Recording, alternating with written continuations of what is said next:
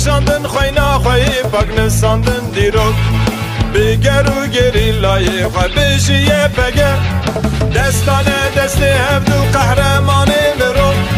کتنری کاته کشینی بلم سرو رجاندن خوینا خوی پاک نساندن دیروک بگر و گری لای خواه بجیه بگه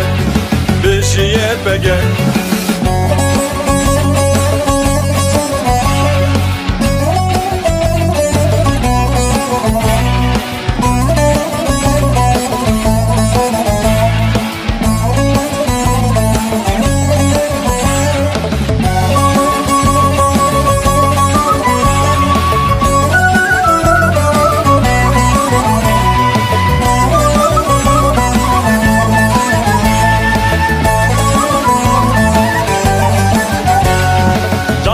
چون ازمانه گرن و تیرا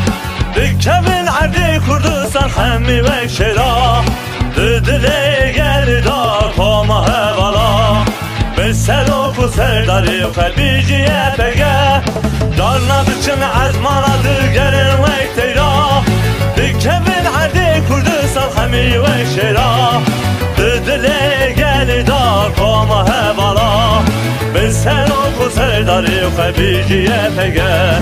جیه بگه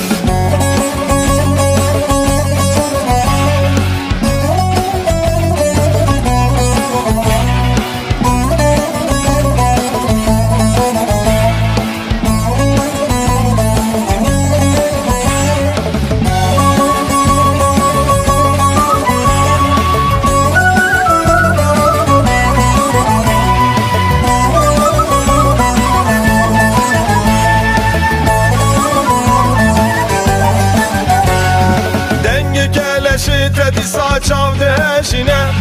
ولات آزاد ببو نشیان نشینه شبو آزادی دبه برخدان شینه به گلو گری لای خواه بجیه بگه